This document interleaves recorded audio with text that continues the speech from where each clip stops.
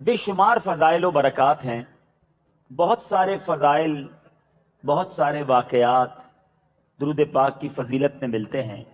ایک بڑا ہی عجیب و غریب اور ایمان افروز واقعہ، بنی اسرائیل میں ایک شخص تھا جو بڑا گناہ گار تھا، مجرم تھا، اور اس نے 200 سال فسق و فجور میں گزار دیے۔ زندگی عمر بھی بڑی تھی، 200 سال گناہ کیے، 200 سال تک اللہ کی نافرمانی کی۔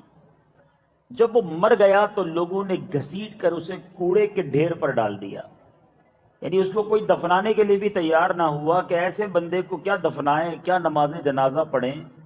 200 سال سے رب کو ناراض کر رہا ہے، 200 سال سے اللہ کی نافرمانی کر رہا ہے۔ تو اللہ تبارک و تعالیٰ نے حضرت موسیٰ کلیم اللہ علی نبینا علیہ الصلوۃ والسلام پر وحی بھیجی کہ اے کلیم اللہ، اے موسیٰ، ہمارا ایک بندہ فوت ہو گیا ہے، بنی اسرائیل نے اس کو گندگی پر پھینک دیا ہے، آپ اپنی قوم کو حکم دیں کہ اسے وہاں سے اٹھائیں، تجہیز و تکفین کر کے آپ اس کا جنازہ پڑھائیں اور لوگوں کو بھی جنازہ پڑھنے کی رغبت دلائیں۔ اللہ کے نبی کو حکم دیا جا رہا ہے کہ آپ جائیے، جنازہ پڑھیے، کفن دفن کے انتظام کیجئے، لوگوں کو کہیے وہ بھی پڑھیں۔ حضرت موسیٰ علیہ السلام تلاش کرتے ہوئے اس جگہ پر پہنچے تو جب کوڑے کے ڈھیر پر اس شخص کو دیکھا تو آپ نے اللہ تعالیٰ کی بارگاہ میں عرض کی، یا اللہ، یہ تو بڑا مجرم تھا، اس نے تجھے ناراض کرنے میں کوئی کسر نہیں چھوڑی، یہ انعام اس کو کیسے مل گیا؟ ظاہر ہے جس کی جنازہ کی نماز اللہ کے نبی پڑھائیں وہ تو بخشا جائے گا نا۔ یا اللہ، ایسی کیا اس کی کمال ہے، ایسا کیا اس کا کام ہے کہ مجھے حکم دیا گیا کہ اس کا جنازہ پڑھیں؟ ارشاد باری ہوتا ہے کہ بے شک یہ شخص بڑے عذاب کا مستحق تھا، بڑا نافرمان تھا، مگر ایک بار اس نے تورات کھولی، آسمانی کتابوں میں سے کتاب تورات شریف بھی ہے، ایک بار اس نے تورات کھولی، اس میں میرے حبیب محمد صلی اللہ تعالی علیہ وسلم کا نام لکھا ہوا دیکھا۔ اس 200 سال کے گناہگار نے محبت سے اس نام کو بوسہ دیا اور میرے حبیب پر درود بھیجا۔ اے موسیٰ، اس نام پاک کی تعظیم کی وجہ سے میں نے اس کے سارے گناہ معاف کر دیے۔ آپ ذرا سوچئے، پیارے آقا علیہ الصلوۃ والسلام کا مرتبہ کتنا اعلیٰ ہے، نبی پاک کی شان کتنی نرالی ہے۔ بڑی خوبصورت بات ہے، پیارے آقا کے دنیا میں آنے کے بعد سے لے کر قیامت تک آپ کے چاہنے والے، آپ کا نام لینے والے، آپ پر درود بھیجنے والے تو ہیں اور رہیں گے انشاءاللہ، مگر نبی پاک کی شان دیکھو، حضرت موسیٰ کے دور میں بظاہر تشریف نہیں لائے، مگر آپ کے نام کو اس زمانے میں بھی کسی نے چوما، اس زمانے میں بھی اگر کسی نے تعظیم کی، رب نے اس کی بھی مغفرت فرما دی۔ میرے آقا کا فیضان پچھلوں پر بھی جاری ہے، نبی پاک کا فیضان اگلوں پر بھی جاری ہے۔ کیا شان ہے میرے آقا کی، جبھی تو امام عشق و محبت اعلیٰ حضرت فرماتے ہیں نا، فرش والے تیری شوکت کا علو کیا جانے۔ آقا آپ کا مرتبہ اتنا اعلیٰ ہے، فرش والے کیسے جان سکتے ہیں؟ ہم فرش والے تیری شوکت کا علو کیا جانے، خسروا عرش پہ اڑتا ہے پھریرا تیرا، واہ کیا جود و کرم ہے شہ بطحا تیرا، نہیں سنتا ہی نہیں مانگنے والا تیرا۔ اب غور کیجئے کہ پھر ہمیں درود پاک کی کتنی کثرت کرنی چاہیے، نبی پاک سے کتنی محبت کرنی چاہیے۔ ارے 200 سال سے گناہ کرنے والا، ایسا گناہگار کہ مرنے کے بعد جس کو کوڑے کے ڈھیر پر پھینک دیا جائے، دفنانے کو کوئی تیار نہ ہو، نام مصطفیٰ کی وہ تعظیم کر لے، اس کی بخشش ہو جائے۔ تو جو نبی کا غلام ہر بار پیارے آقا کا نام نامی اسم گرامی محمد سنے تو جھوم کر انگوٹھے چوم کر آنکھوں سے لگائے، پیارے آقا علیہ الصلوۃ والسلام پر درود بھیجے، ذکر مصطفیٰ جھوم جھوم کر کرے، پیارے آقا علیہ الصلوۃ والسلام کی نعتیں پڑھے اور سنے، اس کو کیوں نہ بخشا جائے گا۔ امیر اہل سنت لکھتے ہیں نا، آقا کا گدا ہوں اے جہنم تو بھی سن لے، آقا کا گدا ہوں اے جہنم تو بھی سن لے، وہ کیسے جلے جو کہ غلام مدنی ہو۔ اللہ مجھے اور آپ کو نبی پاک سے سچی محبت عطا فرمائے، سرور کائنات علیہ الصلوۃ والسلام کی ذات پر کثرت سے درود پڑھنا نصیب فرمائے۔ آئیے مل کر محبت کے ساتھ بآواز بلند درود پاک پڑھتے ہیں، صلو علی الحبیب صلی اللہ تعالی علی محمد صلی اللہ علیہ وسلم۔ کہ اللہ کے عرش کا سایہ جن خوش نصیبوں کو ملے گا، ان خوش نصیبوں میں خوش نصیب وہ بھی ہے جو اکیلے میں اللہ کو یاد کرے اور اس کے آنسو بہ نکلے۔ اے میرے میٹھے اسلامی بھائیوں، کبھی تو ایسا ہو، اب محفل میں، اجتماع میں، دعا میں تو کبھی کبھی رو پڑتے ہیں، مزہ یہ ہے کہ میں اکیلا ہوں، تہجد کا وقت ہو، کبھی کوشش کیجئے تہجد میں اٹھیے، جا نماز بچھائیے، اور کسی کو پتا نہ ہو گھر میں ہوں اور میرا رب ہو، اور اب اس کی بارگاہ میں ہاتھ اٹھاؤں اور میرے آنسو بہیں، میں اللہ سے عرض کروں مولا تیرا بندہ ہوں، پھنس گیا ہوں گناہ میں، پھنس گیا ہوں بری عادتوں میں، مگر مالک بندہ تیرا ہوں، آج معافی مانگنے حاضر ہوا ہوں۔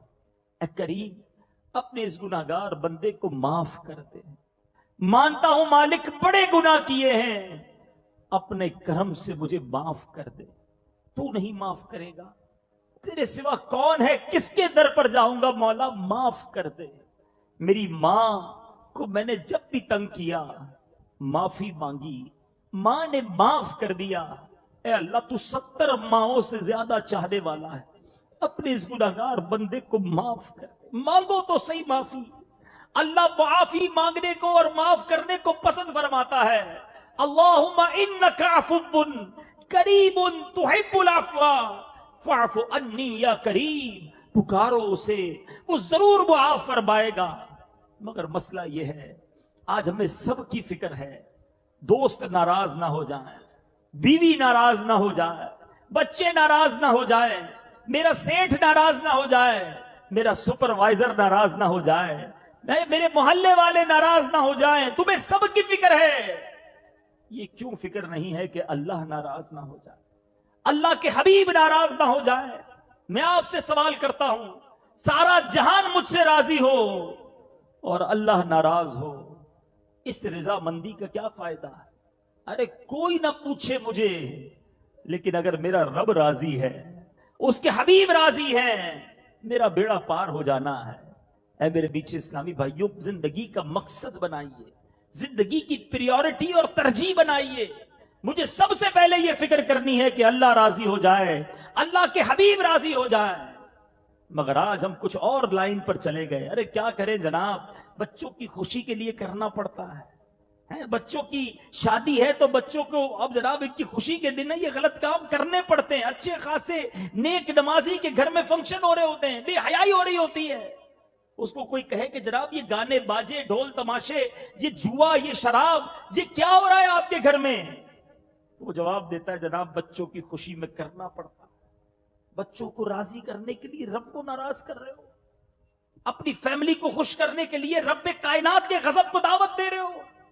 آج لوگ کہتے ہیں جناب مارکیٹ میں جناب کام کرنا ہے تو مارکیٹ کا طریقہ ہی یہ کرنا پڑتا ہے، جھوٹ بولنا پڑتا ہے، ہم ملاوٹ نہ کریں تو دوسرے کر کے آگے بڑھ جائیں گے۔ تم تھوڑے پیسوں کے لیے رب کو ناراض کرنے لگ گئے، ایسا نہ کرنا۔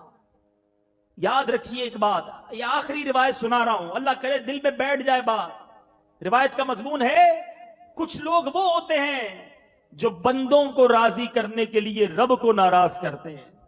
بہت بڑی اکثریت ان لوگوں کی ہے جو بندوں کو راضی کرنے کے لیے بچوں کو، فیملی کو، دوستوں کو، باس کو، کولیگز کو، فرینڈز کو راضی کرنے کے لیے اللہ کو ناراض کرتے ہیں۔ غور سے سنیے، کچھ لوگ وہ ہوتے ہیں جو بندوں کو راضی کرنے کے لیے رب کو ناراض کرتے ہیں۔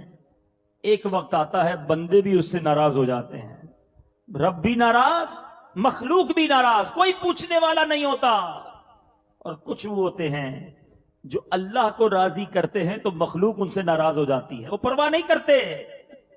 ایک وقت ہوتا ہے بندے بھی ان سے راضی ہو جاتے ہیں۔ دونوں کی مثال بھی سمجھ لو نا۔ آج دنیا میں کئی ایسے لوگ ہیں جو ڈھول تماشے، گانے باجے، برے کام کر کے شہرت پاتے ہیں، انہیں بہت سارے لوگ چاہ رہے ہوتے ہیں، اللہ ناراض ہوتا ہے۔ ایک وقت آتا ہے جب وہ دنیا سے جاتے ہیں پوچھنے والا بھی نہیں ہوتا. کئی ایسے لوگ ہیں جن کے جنازے میں بھی کوئی جانے والا نہیں ہوتا, بیمار ہو تو پوچھنے والا کوئی نہیں ہوتا. ایک وقت میں بڑا فیم تھا, بڑا نام تھا, مگر کام سارے حرام تھے. ان کی برسی بھی بنائی جائے تو ان کی برسی میں بھی ان کی یاد میں فلمیں چلائی جاتی ہیں, گانے بازے چلائے جاتے ہیں. استغفر اللہ. مگر کچھ ایسے اللہ کے ولی گزرے, آج بھی موجود ہیں. ایک مثال دے دیتا ہوں خواجہ غریب نواز کی. خواجہ خواجگان ہندوستان پہنچے تو کس کے لیے گئے تھے؟ اللہ کے لیے. اللہ کے دین کو پھیلانے گئے نا. سارا ہندوستانی خلاف ہو گیا, سب لوگ خلاف ہو گئے کیونکہ آپ نے اللہ وحدہ لا شریک کی بات کی.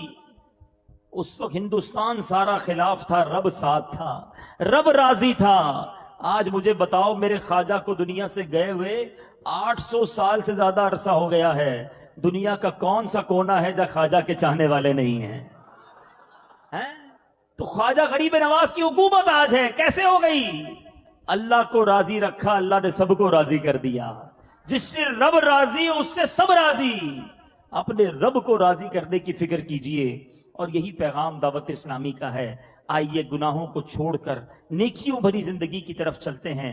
یہ جو خیال آتا ہے نا, یار باتیں تو ساری اچھی کی ہیں مگر ابھی تو نوجوان ہوں, ابھی تو مزے کر لوں, بس 50 سال کے بعد اللہ اللہ ہی کرنا ہے, پھر میں نے مسجد کا کونا پکڑ لینا ہے, پھر داڑھی بھی رکھ لوں گا, پھر نمازیں بھی پڑھوں گا. ایسے نوجوانوں سے ایک سوال کرنا چاہتا ہوں, کیا کورنگی میں نوجوان نہیں مرتے؟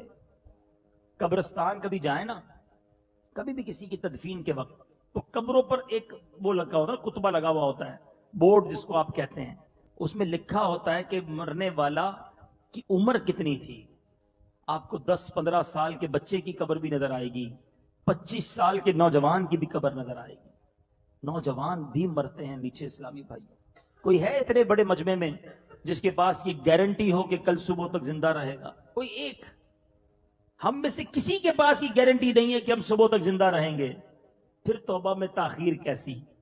پھر کیوں توبہ نہیں کرتے؟ پھر کیوں اللہ کو راضی کرنے والے کام آج سے شروع نہیں کرتے؟ ایسے بہت سے لوگ قبروں میں پہنچ گئے جو یہی سوچتے تھے کہ بس اگلے رمضان سے نماز پڑھوں گا, بس اگلے رمضان میں توبہ کر لوں گا, حج کر لوں, اس کے بعد داڑھی رکھ لوں گا, ارے جناب اللہ کا گھر دیکھ لوں پھر نیک بن جاؤں گا. یہ سارے شیطان کے وار ہیں. آج ابھی اسی وقت ہمیں توبہ کرنی ہے. آئیے سچی پکی توبہ کی نیت سے ایسا زوردار نعرہ لگانا ہے کہ شیطان بھی ادھر سے دور بھاگ جائے. نیت کیجئے, آج کے بعد ہماری کوئی نماز قضا نہیں ہوگی, رمضان کے پورے روزے رکھیں گے, فلمیں ڈرامے نہیں دیکھیں گے, گانے باجے نہیں سنیں گے, حرام روزی کے قریب بھی نہیں جائیں گے, بے حیائی کے کاموں کے قریب نہیں جائیں گے. ابھی تمام ماشاءاللہ آپ نے اتنی پیاری اچھی نیتیں کی ہیں. یہ نیتیں پہلی بار تو نہیں کی ہیں, پہلے بھی کئی بار کی ہیں. پھر پابندی کیوں نہیں ملی؟ اس کی وجہ ہے اچھا ماحول. ابھی جتنے یہاں بیٹھے ہیں, ایک ٹیسٹ لیتا ہوں, کوئی ایسا ہے جس کو اس وقت فلمیں دیکھنے کا, ڈرامے دیکھنے کا جی چاہ رہا ہے؟ کوئی بھی نہیں ہوگا. کیوں؟ اللہ کے گھر میں بیٹھے ہیں, اچھے ماحول میں بیٹھے ہیں, آخرت کی باتیں ہو رہی ہیں, جی نہیں چاہ رہا برا کام کرنے کو. لیکن ابھی اجتماع ختم ہو, اٹھ کے باہر جائیں, وہی لچے لفنگے دوست ملیں, وہ کہیں چلو جناب فلاں کام کرتے ہیں, فلاں چیز دیکھتے ہیں, پھر دماغ پلٹ جاتا ہے. وجہ کیا ہے؟ ماحول اثر لاتا ہے. آپ اس وقت بڑے پیارے آج آپ کو اس وقت آخرت یاد آ رہی ہوگی, خوف خدا یاد آ رہا ہوگا, اپنے گناہ یاد آ رہے ہوں گے, یہ خیال آ رہا ہوگا کہ یار واقعی صحیح بات ہے, توبہ کرنی چاہیے, سدھرنا چاہیے. یہ کیوں آ رہا ہے آپ کے ذہن میں؟ کیونکہ آپ اچھے ماحول میں بیٹھے ہوئے ہیں. لیکن یہاں اگر کانسرٹ ہو رہا ہوتا, معاذ اللہ, یہاں گانے باجے بج رہے ہوتے تو کئی لوگ ناچ رہے ہوتے. فرق پڑتا ہے, ماحول کا اثر پڑتا ہے. اگر واقعی توبہ کرنی ہے نا, جو آپ نے بڑے پرجوش انشاءاللہ کے نعرے لگائے, اگر واقعی عمل کرنا ہے تو we have to change our environment. ہم سب کو لازمی طور پر ماحول تبدیل کرنا ہوگا, اور یہ مشکل نہیں ہے. یعنی اس وقت جو ماحول ہے, یہ ماحول میرے ساتھ رہے تو میں نیک بن جاؤں گا, کیونکہ مجھے گناہ کا خیال ہی نہیں آئے گا. تو اللہ کی رحمت سے دعوت اسلامی کا مدنی ماحول آپ کے سامنے ہے, جہاں ہزاروں نہیں لاکھوں لوگوں کی تقدیریں بدلی ہیں. الحمدللہ ایسے ایسے گناہ کرنے والے جن کو محلے والے تنگ آئے ہوئے تھے جن سے, آج وہ لوگوں کو فجر کی نماز کے لیے اٹھاتے نظر آتے ہیں. یہ چینج کیسے آیا؟ یہ مدنی ماحول کی برکت سے آیا. تو میں آپ کو بھی دعوت دیتا ہوں. اگر واقعی دیکھیں، ایک تو یہ ہے کہ ٹھیک ہے سب نے نعرہ لگایا، میں نے بھی لگا دیا، بڑا مزہ آتا ہے نعرے لگانے میں، پھر تو آپ کی مرضی ہے.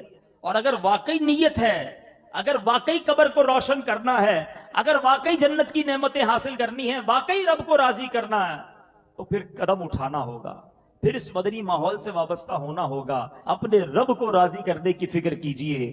اللہ کی رحمت کتنی بڑی ہے. ایک اعرابی نبی پاک علیہ الصلوۃ والسلام کی بارگاہ میں حاضر ہوئے. عرض کی حضور بتائیے مخلوق کا حساب کون لے گا؟ قیامت کے دن مخلوق کا حساب کون لے گا؟ نبی پاک نے فرمایا اللہ تبارک و تعالی. اس اعرابی نے کہا کیا وہ خود لے گا؟ تو پیارے آقا علیہ الصلوۃ والسلام نے فرمایا ہاں. تو وہ اعرابی مسکرا دیا. اللہ حساب لے گا نا، وہ مسکرا دیا. نبی پاک نے مسکرانے کی وجہ پوچھی کہ مسکرائے کیوں؟ وہ عرض کرتا ہے حضور کریم جب قدرت پاتا ہے کسی پر تو معاف فرما دیتا ہے، جب حساب لیتا ہے تو درگزر فرماتا ہے. میرے آقا نے فرمایا اعرابی نے سچ کہا، جان لو اللہ عز و جل سے بڑا کریم کوئی نہیں، وہ تمام کریموں سے بڑھ کر کریم ہے. ایسا کریم ہو اور ہم اسے ناراض کریں. ایک بار نبی پاک صحابہ کے ساتھ بیٹھے تھے، کچھ قیدیوں کو لایا گیا. ایک عورت کا بچہ کافی دنوں سے بچھڑا ہوا تھا. اچانک وہ ننھا منا بچہ سامنے سے دوڑتا آیا. عورت نے اٹھایا، اپنے سینے سے لگا لیا. ماں کی مامتا جاگ اٹھی. نبی پاک نے صحابہ سے کہا ذرا غور سے دیکھو اس عورت کو اپنے بچے سے کتنا پیار کر رہی ہے. کیا یہ عورت اپنے بچے کو آگ میں ڈال سکتی ہے؟ صحابہ نے کہا اللہ کی قسم ایسا ممکن نہیں، یہ تو ماں ہے، اپنے بچے سے اتنا پیار کر رہی ہے، یہ کیسے آگ میں ڈالے گی؟ اللہ اکبر. میرے آقا فرماتے ہیں سن لو اللہ عز و جل اپنے بندوں پر اس سے بھی کہیں زیادہ رحم و کرم کرنے والا ہے. جس طرح یہ ماں اپنے بچے سے پیار کر رہی ہے، وہ رب کریم اپنے بندوں پر اس سے زیادہ رحم و کرم کرنے والا ہے. اے میرے میٹھے اسلامی بھائیوں، جب اتنا مہربان کوئی ہو اسے ہم ناراض کریں، لوگوں کا خیال کریں کہ وہ نہ دیکھ لیں، میرے محلے والے نہ دیکھیں میں کیا کرتا ہوں، میرے والد اور میرے بھائی اور میرے رشتہ دار کو پتا نہ چلے. اے راتوں کو چھپ چھپ کر اکیلے میں گناہ کرنے والے، تجھے یہ خیال کیوں نہیں آتا کہ جو تیرا مہربان مولا ہے، جو کریم اللہ ہے، جو تجھے بخشنا چاہتا ہے، وہ تجھے دیکھ رہا ہے اور وہ چاہتا ہے کہ تو گناہ نہ کرے، بخشا جائے، جنت تیرا مقدر ہو جائے. مگر پھر بھی ہم اسے ناراض کرنے میں لگ جاتے. وہ کیسا کریم ہے، وہ کیسے ہمارے عیب چھپاتا ہے. کبھی سوچا ہم نے؟ ایک بار حضرت موسیٰ علیہ نبینا علیہ السلام کا دور تھا، بارش نہیں ہو رہی تھی. حضرت موسیٰ علیہ السلام کی قوم نے یہ فیصلہ کیا کہ ایک میدان میں چلتے ہیں اور جا کر مل کر دعا کرتے ہیں. نماز استسقاء کہا جاتا ہے اس کو، بارش کے لیے دعا کی جاتی ہے. 70,000 لوگ جمع ہو گئے میدان میں. حضرت موسیٰ علیہ السلام نے ہاتھ اٹھائے اور ساری قوم گر گڑا کر دعا کرنے لگی. پانی کو قطرہ نہیں تھا، لوگ پیاسے تھے. بارش نہ ہوئی. بارش تو کیا ہونی تھی اور دھوپ نکل آئی. اللہ کے نبی ہیں، موسیٰ کلیم اللہ ہیں. اللہ سے عرض کرتے مولا وجہ کیا ہے؟ ہم سب 70,000 مل کر دعا کر رہے ہیں، مولا بارش نہیں ہو رہی.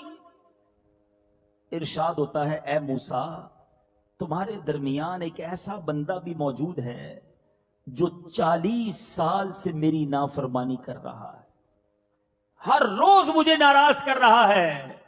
اے موسیٰ جب تک وہ بندہ نہیں نکلے گا بارش نہیں ہونی. حضرت موسیٰ نے کہا یا اللہ مجمع بہت بڑا ہے، میری آواز ان تک کیسے پہنچے گی؟ اللہ نے فرمایا اے موسیٰ تمہارا کام آواز دینا ہے، پہنچانا ہمارا کام ہے. حضرت موسیٰ کھڑے ہو گئے. آپ نے کہا اے وہ شخص جو 40 سال سے رب کی نافرمانی کر رہا ہے، ہمارے مجمع سے نکل جا، تیری وجہ سے، تیری نحوست کی وجہ سے ہم پر آج بارش نہیں ہو رہی. اب وہ گناہگار شخص، ذرا غور سے سنیے گا، وہ گناہگار شخص گھبرا گیا. اس نے دائیں دیکھا، اس نے بائیں دیکھا، وہ سوچنے لگا شاید کوئی اور کھڑا ہو جائے گا، کوئی نکل جائے گا. کوئی نہیں نکلا، کوئی کھڑا نہیں ہوا. وہ سمجھ گیا کہ بات میری ہو رہی ہے، کیونکہ اس کو تو معلوم تھا نا کہ میں 40 سال سے اللہ کو ناراض کر رہا ہوں. اب اس نے کہا اگر آج میں کھڑا ہو گیا تو سارے مجمع کو پتا چل جائے گا کہ میں ہی وہ شخص ہوں جو 40 سال سے اللہ کی نافرمانی کر رہا ہوں. اب سنو اس بندے نے کیا کیا. توبہ کتنی آسان ہے, اللہ کو توبہ کتنی پسند ہے, غور سے سنو. اس نے کھڑے ہو کر اعلان نہیں کیا, چادر میں اپنا منہ ڈالا اور اللہ سے کہتا یا اللہ آج بچا لے, اے اللہ آج اگر میں کھڑا ہو گیا تو سب کو پتا چل جائے گا کہ میں ہی وہ گناہ گار ہوں جو تجھے 40 سال سے ناراض کر رہا. اے اللہ آج رسوا ہو جاؤں گا, آج ذلیل ہو جاؤں گا. مالک تجھ سے وعدہ کرتا ہوں آج کے بعد تیری نافرمانی نہیں کروں گا, مگر اللہ آج بچا لے, آج ذلیل ہونے سے بچا لے.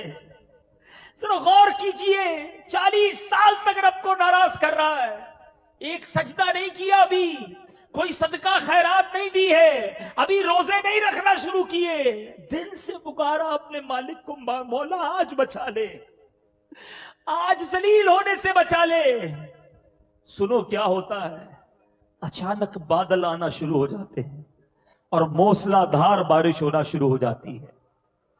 حضرت موسیٰ نے عرض کی مولا بارش کیسے ہو گئی, ابھی تک تو وہ بندہ نکلا ہی نہیں, یا اللہ کوئی ہمارے مجمع سے باہر نہیں نکلا. ارشاد باری ہوتا ہے اے موسیٰ اس بندے نے مجھ سے دوستی کر لی ہے, میں نے اسی کے سبب بارش برسا دی ہے. حضرت موسیٰ عرض کرتے مولا اب تو مجھے اس بندے سے ملا دے جو تیرا دوست بن گیا ہے, اے اللہ جو تیرے قریب آ گیا جس کے سبب تو نے بارش برسائی, میں اس سے ملنا چاہتا ہوں. سنو میرے مالک کی کرم نوازی کیسی ہے. اللہ فرماتا ہے اے موسیٰ جب وہ گناہ گار تھا تب میں نے اس کو لوگوں کے سامنے رسوا نہیں کیا, اب تو میرا دوست بن گیا ہے, میں کیسے تمہیں بتا دوں کہ وہ کون ہے. ہائے ہائے ہائے, یہ ہے میرا مالک. پنجابی شاعر لکھتا ہے نا, ایک گناہ میرے ماں پیو ویکھیں مینو عمری منہ نہ لاوے, ایک گناہ میرے ماں پیو ویکھیں مینو عمری منہ نہ لاوے, لکھ گناہ میرا مالک ویکھے او پھر بھی پردے پاوے. کتنے گناہ میں نے اور آپ نے کیے, ذرا سوچو اگر میرے جرم لوگوں کو پتہ چل جائیں, میری اصلیت, ہمارے اندر جو خباثتیں اور برائیاں ہیں اگر وہ لوگوں کو پتہ چل جائیں, ہمیں کوئی قریب بٹھانے کو تیار نہ ہو, مگر وہ کیسا قریب ہے, عیب چھپا رہا ہے عزت بڑھا رہا ہے. وہ کریم ستار آج لوگوں میں ہماری بات بڑی ہوئی ہے. ارے آج مجھے اور آپ کو کوئی 10 بار ناراض کرے, ہم لوگوں کو کہتے ہیں اس کے بندے کے قریب نہیں جانا, بندہ ٹھیک نہیں ہے, ہمیشہ غلط کام کرتا ہے کیونکہ میری نہیں مانی. ارے تم نے رب کی نہیں مانی, رب نے کس کو بتایا, تمہارا یہ عیب کسے معلوم ہوا. اللہ عیب چھپائی جا رہا ہے, مگر ہم ہیں کہ اسی کو ناراض کرتے چلے جا رہے ہیں. اللہ کو شرمندگی بڑی پسند ہے میرے پیچھے اسلامی بھائی, رب کی بارگاہ میں ندامت بڑی مقبول ہے, گناہ گار کے آنسو بڑے پیارے ہیں.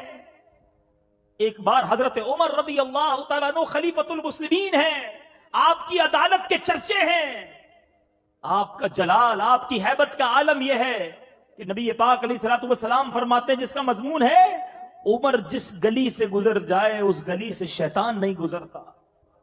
ایک بار حضرت عمر نے ایک شخص کو دیکھا ہاتھ میں بوتل ہے, وہ شخص شرابی تھا, آپ نے اسے روک لیا, کہا بتاؤ ہاتھ میں کیا ہے. شرابی ہے, ہاتھ میں شراب کی بوتل ہے, اس کو پتا ہے آج مارا جاؤں گا, اگر آج پکڑا گیا. حضرت عمر نے فوراً سزا سنانی ہے. ذرا غور کیجئے کتنی تھوڑی دیر ہوگی اس شرابی کے پاس, حضرت عمر سامنے کھڑے ہیں اور فرما رہے بتاؤ کیا ہے ہاتھ میں, کتنا وقت ہوگا, چند سیکنڈز.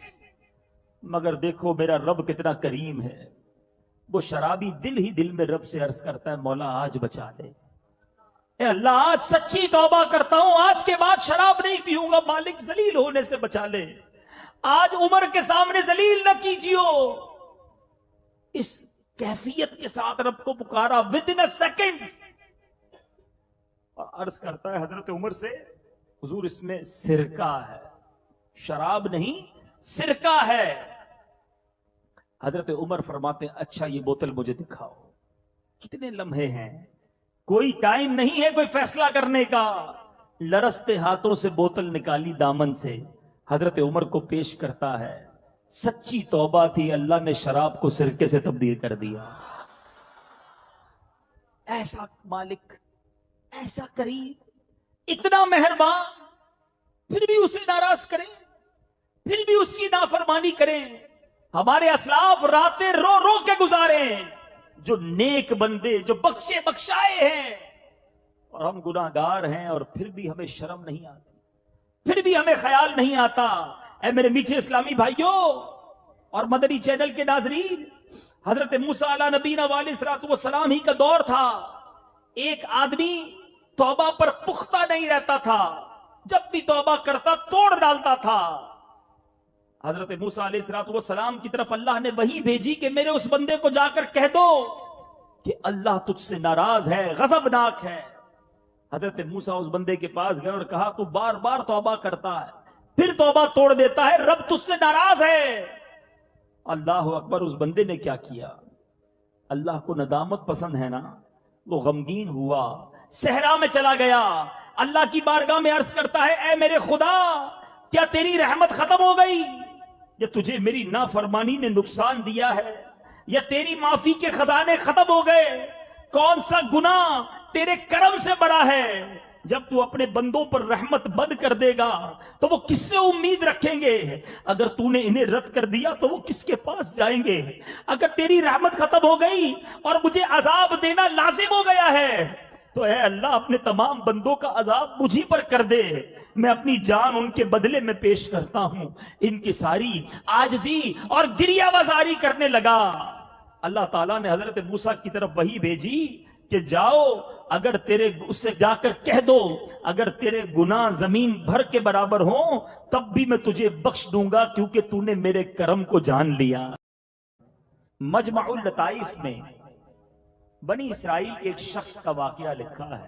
بنی اسرائیل کا ایک ایسا شخص تھا جس کے کئی بچے تھے اور وہ عابد بھی تھا.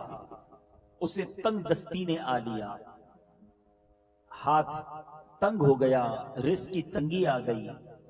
اپنی زوجہ سے کہتا ہے جاؤ کسی سے کچھ مانگ لاؤ، بچے بھوکے ہیں، کھانے کو کچھ کھلانا ہے.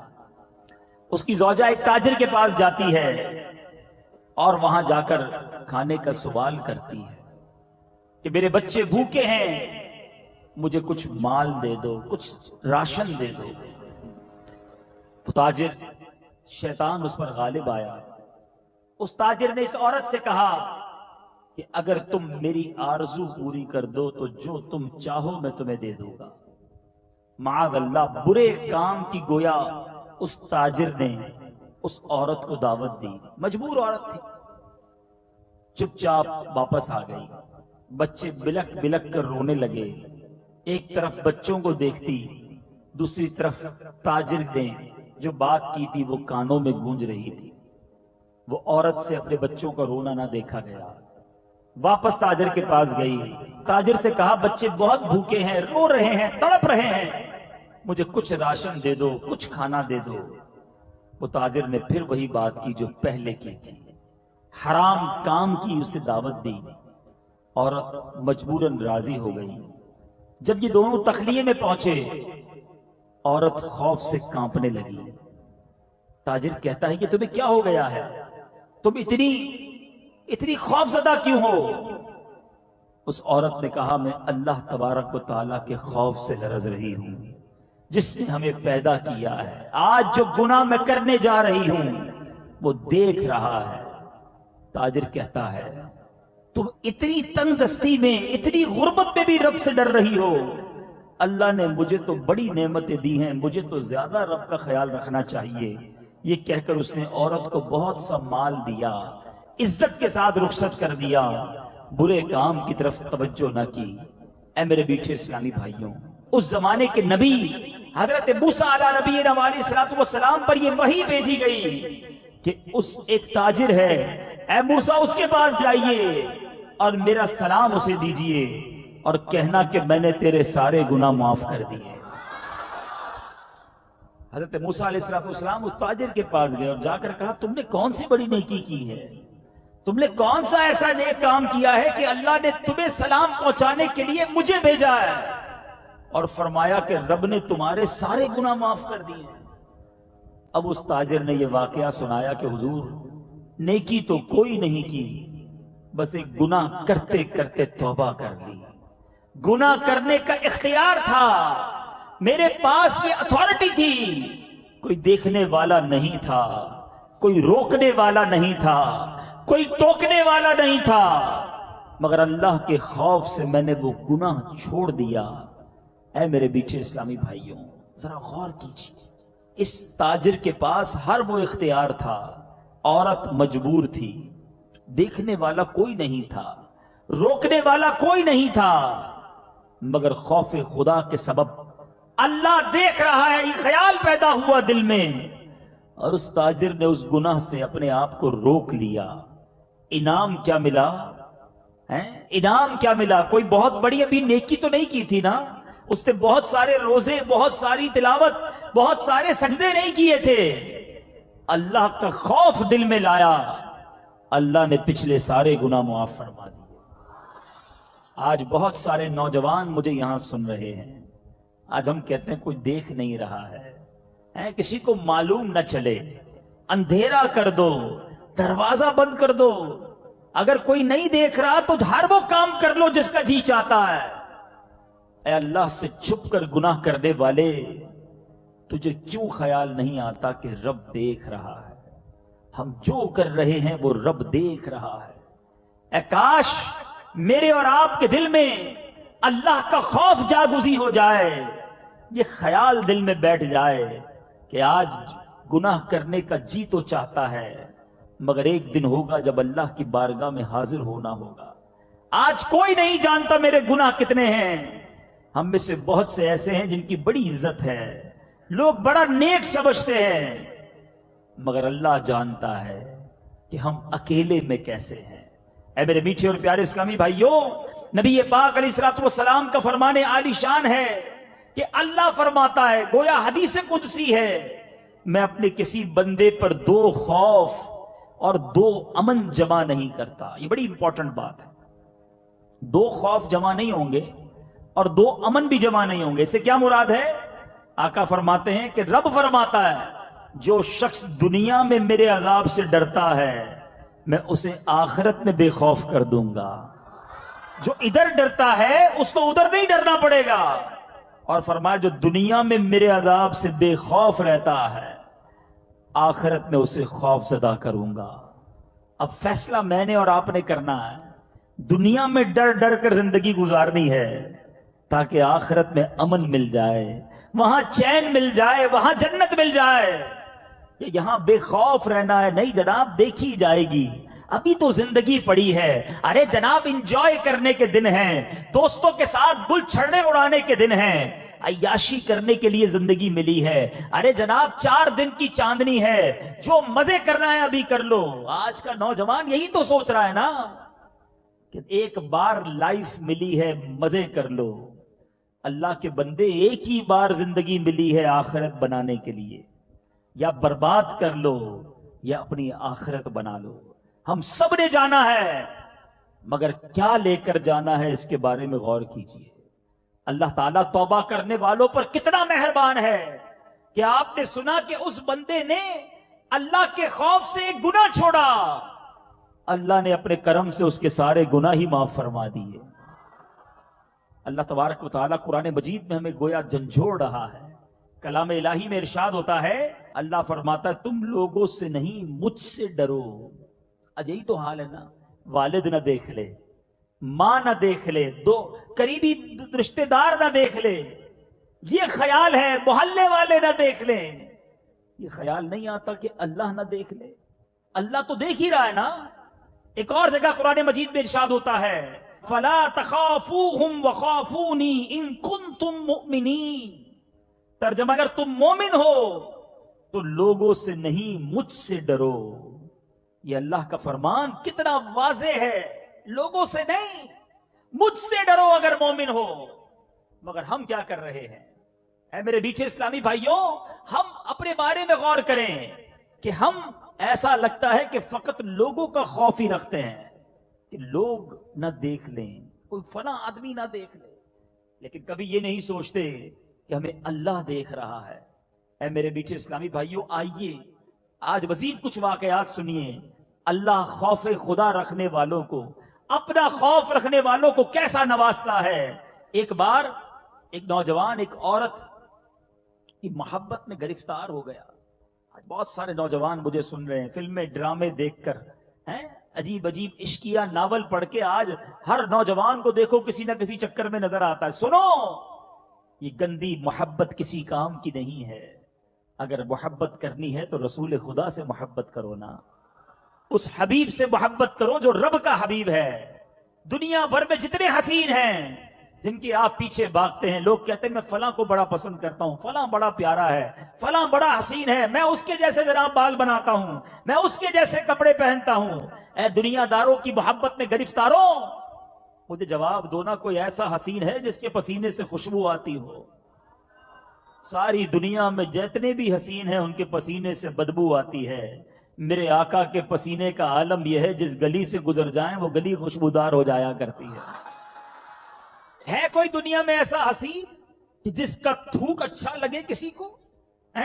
بڑے سے بڑا حسین ہو، وہ تھوک دے تو گھن آتی ہے، مگر آقا وہ ہیں کہ جن کا مبارک لعاب صدیق اکبر کے انگوٹھے پہ لگ جائے تو زہر سانپ کا چلا جاتا ہے، کھاری کنویں میں ڈال دیں تو وہ کھارا کنواں میٹھا ہو جاتا ہے۔ حضرت ابو قتادہ کی آنکھ نکل آئے، آقا لعاب لگا کر آنکھ لگا دیں تو آنکھ پہلی آنکھ سے زیادہ روشن ہو جاتی ہے کوئی ایسا حسین؟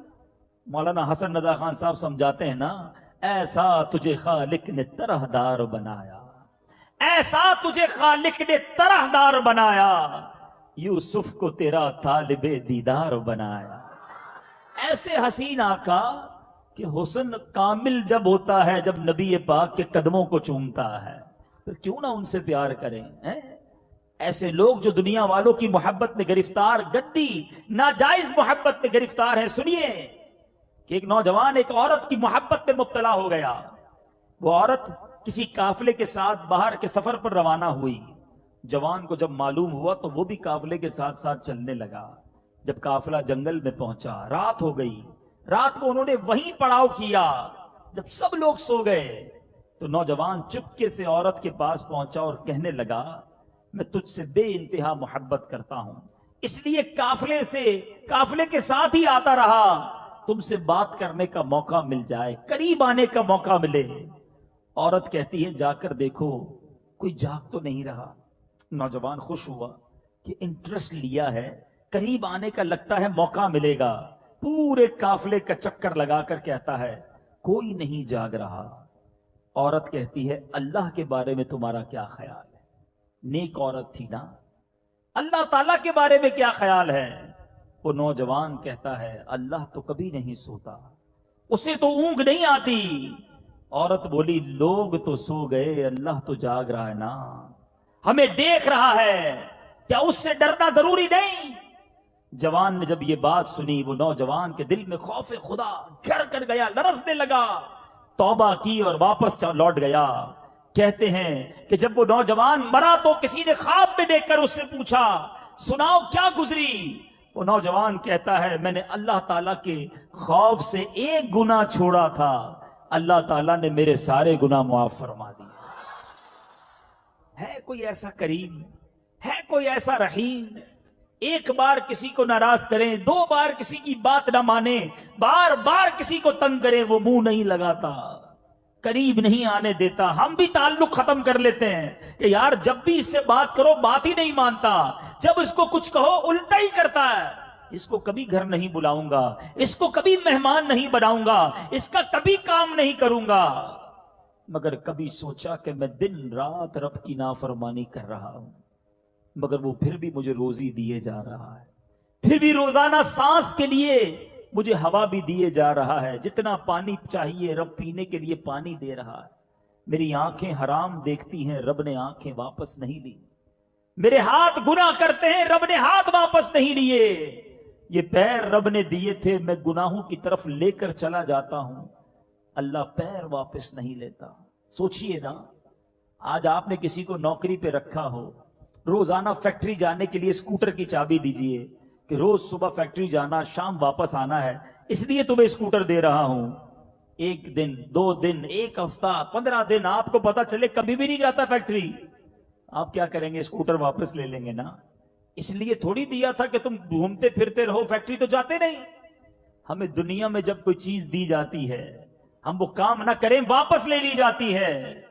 اللہ نے آنکھیں حرام دیکھنے کے لیے نہیں دی ہیں، اللہ نے کان حرام سننے کے لیے نہیں دیے، رب نے یہ پیر حرام کے اڈوں کی طرف جانے کے لیے نہیں دیے، یہ زبان گالیاں دینے کے لیے اور بری باتیں کرنے کے لیے نہیں دی ہے.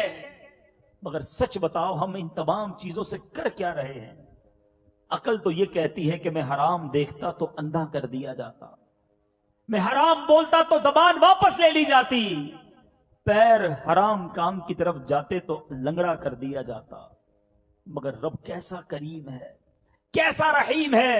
میں گناہ کیے جا رہا ہوں مگر وہ نعمتیں واپس نہیں لے رہا.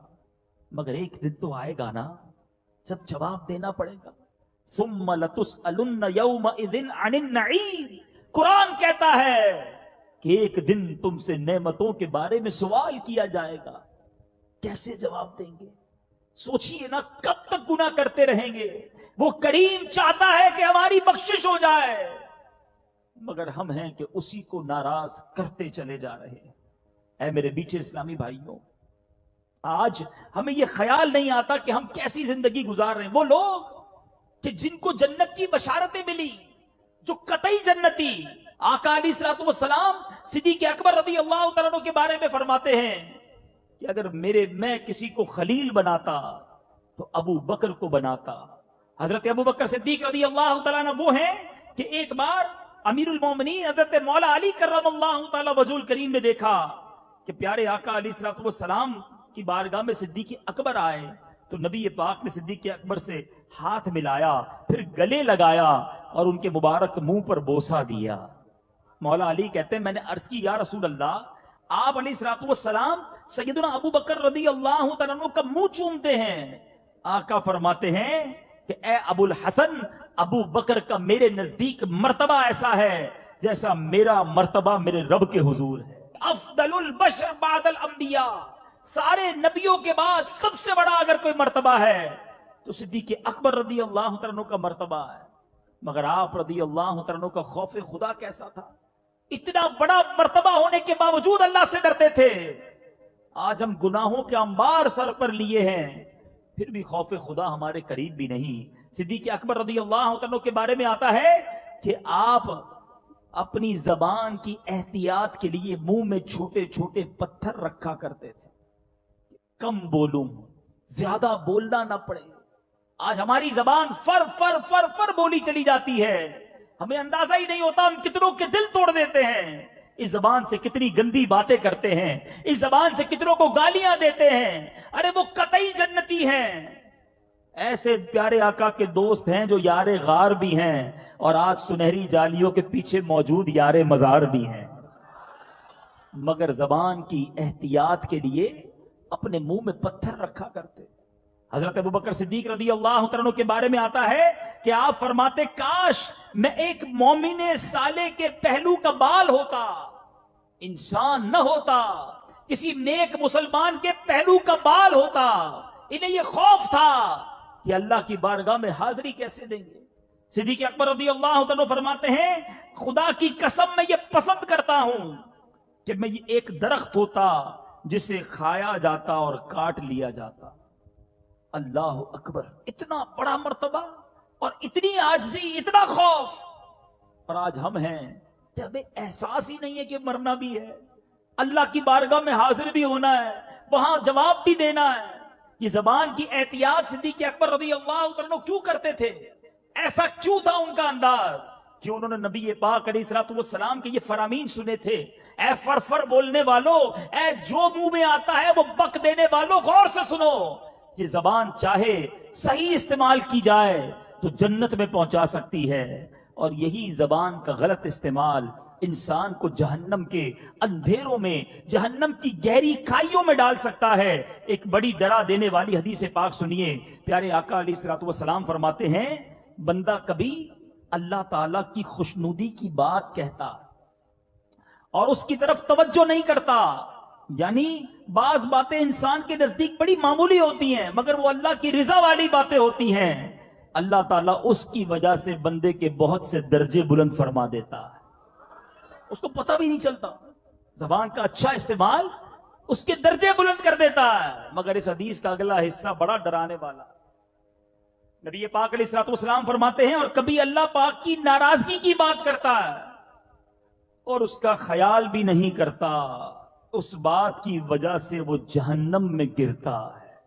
اب سوچئے، جو منہ میں آئے بک بک کرتے رہیں، دوستوں کے ساتھ آج گھنٹوں لوگ گزارتے ہیں، کہتے ہیں ذرا رات کو ذرا فریش ہونے کے لیے میں اپنے فرینڈ سرکل میں بیٹھتا ہوں۔ اپنے آپ سے پوچھئے کیا وہ اچھی باتیں ہوتی ہیں؟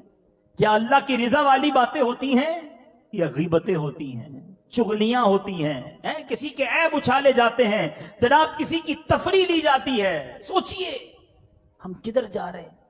کیوں ہم کرامن کاتبین کو کبھی سوچا ہم نے کہ جو بھی میں اپنی زبان سے لفظ کہتا ہوں نا وہ کرامن کاتبین فرشتوں کو لکھنا پڑتا ہے؟ وہ لوگ جو بری باتیں کرتے ہیں، سوچئے گھنٹوں گھنٹوں ساری رات ٹیلی فون پر نام محرم عورتوں سے بات کرنے والے سوچیں کہ میرا ایک ایک لفظ فرشتے سن بھی رہے ہیں اور لکھ بھی رہے ہیں، اور قیامت کے دن اگر مجھے یہ نامہ اعمال پڑھ کر سنانا پڑ گیا تو میں اللہ کی بارگاہ میں کیسے سناؤں گا؟ اے میرے میٹھے اسلامی بھائیوں، ہمارا مالک بڑا کریم، بڑا رحیم، یقین کریں اس کے خزانے بہت بڑے ہیں اور اس کی رحمت چاہتی ہے کہ ہم بخشے جائیں، مگر آہ افسوس ہم توبہ نہیں کرتے۔ قرآن مجید میں جا بجا توبہ کرنے کی ترغیب دلائی گئی، ہمیں ابھارا گیا ہے کہ آؤ اللہ کے بندو رب سے دوستی کر لو، اللہ سے توبہ کر لو، مگر ہم رب کی طرف سر نہیں جھکاتے۔ قرآن مجید فرقان حمید میں اللہ تعالیٰ ارشاد فرماتا ہے وَهُوَ الَّذِي يَقْبَلُ التَّوْبَةَ عَنْ عِبَادِهِ وَيَعْفُو عَنِ السَّيِّئَاتِ وَيَعْلَمُ مَا تَفْعَلُونَ۔ ترجمہ کنز ایمان، اور وہی ہے جو اپنے بندوں کی توبہ قبول فرماتا اور گناہوں سے درگزر فرماتا ہے اور جانتا ہے جو کچھ تم کرتے ہو۔ اللہ چاہتا ہے کہ ہم معافی مانگ لیں۔ میرے آقا مدینے والے مصطفیٰ صلی اللہ تعالی علیہ وسلم فرماتے ہیں التائب من الذنب کمن لا ذنب له۔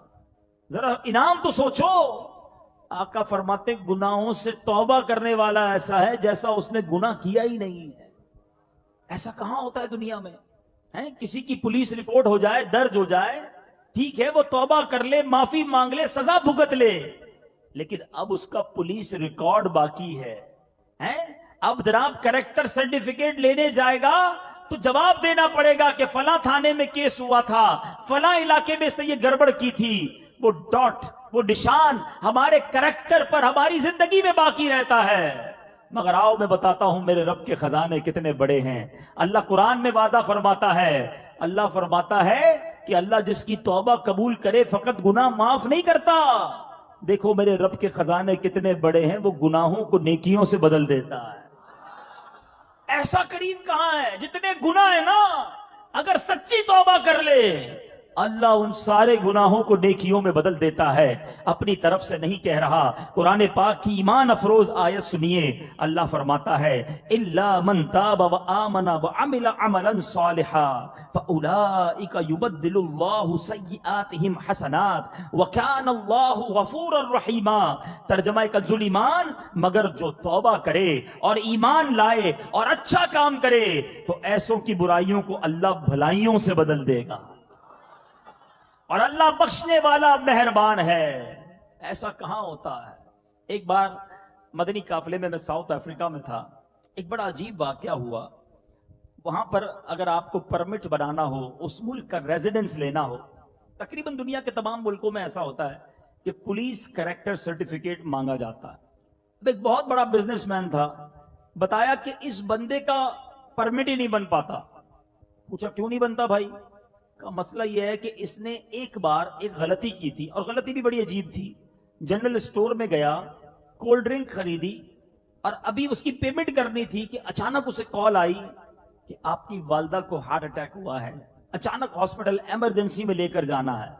بندہ جب ایسی خبر سنتا ہے تو اس کے حواس کام نہیں کرتے، وہ بھاگنے لگا، فوراً شاپنگ سینٹر سے باہر نکلا۔ اب آپ کو پتا ہے کہ شاپنگ سینٹر جو ایڈوانس ہوتے ہیں ان کے گیٹ پر سینسر لگے ہوئے ہوتے ہیں، ایک طرح کی مشینیں لگی ہوتی ہیں، اگر کوئی بغیر پیمنٹ کر کے نکلے تو الارم بج جاتا ہے۔ الارم بج گیا کہ جناب اس نے کوئی ایسی چیز لی ہے جس کے پیسے نہیں دیے، اس کو پکڑ لیا گیا کہ جناب یہ کولڈ ڈرنک کا ڈبہ ہاتھ میں رہ گیا تھا، ایمرجنسی تھی، جلدی میں دوڑتا ہوا جا رہا تھا، اس لیے میں پیمنٹ نہیں کر سکا۔ لیکن انہوں نے کہا نہیں، آپ نے چوری کی ہے، آپ کو اس کا فائن بھگتنا پڑے گا۔ جناب 1 2 4 گھنٹے بھی لگے، اس نے اس کا فائن بھی پے کیا، اپنی والدہ کے پاس دوڑتا ہوا پہنچ گیا۔ مگر جب بھی اسے پرمٹ بنانا ہوتا ہے، جب وہ پولیس کریکٹر سرٹیفکیٹ نکلواتا ہے تو وہاں یہ لکھا ہوا آ جاتا ہے کہ اس بندے نے اتنے سال پہلے ایک کولڈ ڈرنک کا ڈبہ چرایا تھا۔ یقین کریں جب میں نے یہ واقعہ سنا، لوگ کہتے ہیں دیکھو یار کیسا قانون ہے، کیسا سسٹم ہے، 5 سال پرانی غلطی بھی سامنے آ جاتی ہے۔ میں نے جب یہ واقعہ سنا میں سوچنے لگا دنیا والے ایک غلطی نہیں بھلاتے، دنیا والے ایک گناہ کر لے باقی رکھتے ہیں۔ میرے رب کے خزانے دیکھو، بندہ 70 سال تو گناہ کرتا رہے، ایک سچی توبہ کرے اللہ سارے گناہ معاف فرما دیتا ہے۔ صرف معاف نہیں فرماتا، حدیثوں کا مضمون ہے اللہ زمین کو جہاں گناہ کیے وہاں سے بھی نشان مٹا دیتا ہے، ہاتھ میں جو ہمارے کاندھوں پر کرامن کاتبین فرشتے ہیں ان سے بھی بھلا دیتا ہے، جن اعضاء نے گناہ کیا ان اعضاء کو بھی بھلا دیتا ہے۔ اللہ کی بارگاہ میں سچی توبہ کرنے والا جب حاضر ہوتا ہے اس کا کوئی گواہ نہیں ہوتا گناہ کا، اور اللہ اسے جنت میں داخل کر دیتا ہے۔ پھر بھی اس کریم کو ناراض کیا جائے، پھر بھی اللہ کی نافرمانی والے کام کیے جائیں، ذرا سوچئے۔ جو اتنا خیال رکھنے والا ہو، جو ایسا کریم ہو، اس کو ناراض نہیں کرنا۔